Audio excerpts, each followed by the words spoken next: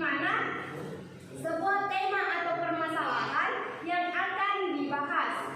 Sebisa mungkin pilihlah tema yang bisa dikuasai dan memiliki wawasan yang lebih tentang topik tersebut.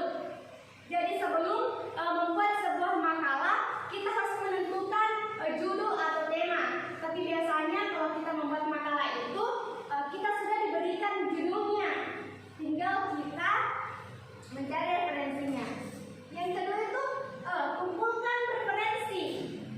Nah, referensi ini kita bisa dapat di jurnal, buku, ataupun internet. Nah, referensi yang kita dapat ini akan menjadi isi atau pembahasan pada makalah kita.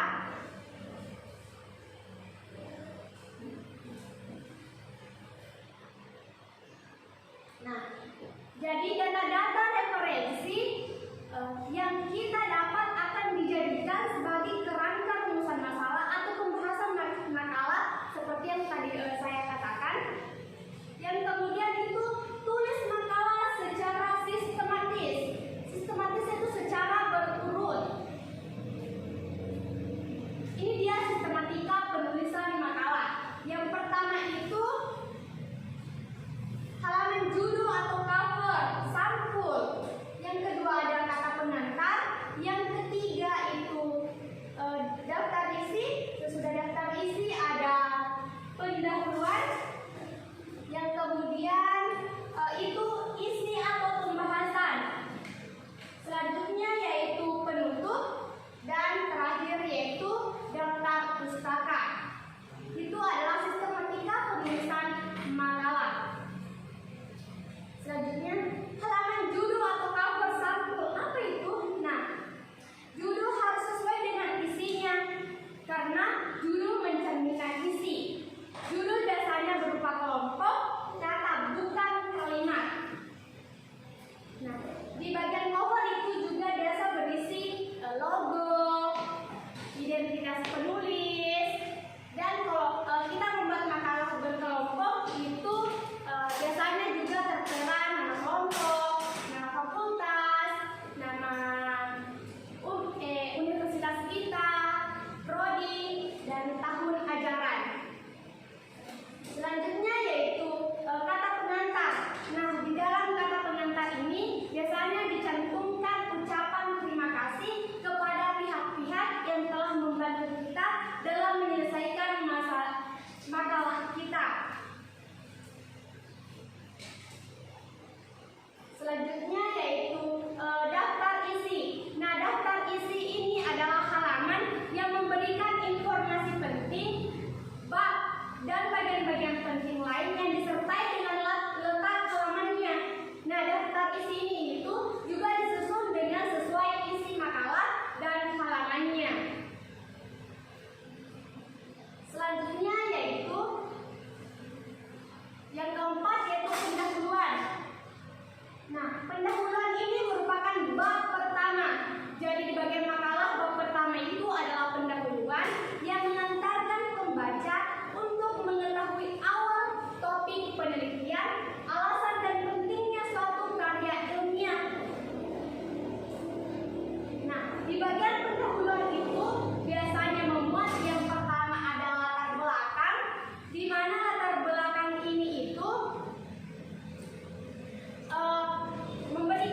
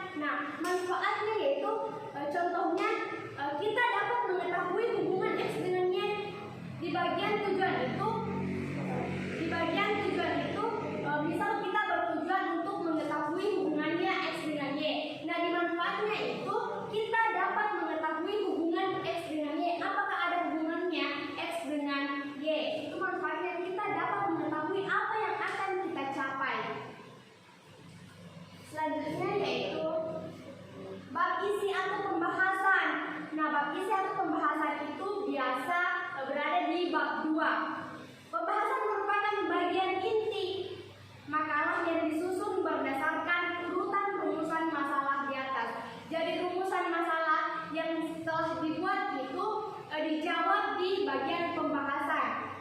Misal rumusan masalah yang kita buat itu ada 4. Berarti yang kita jawab itu di bagian pembahasan juga berisikan 4 jawaban dan secara sistematis. Misal bagian pertama itu di bagian rumusan masalah, apa pengertian misalnya karya ilmiah.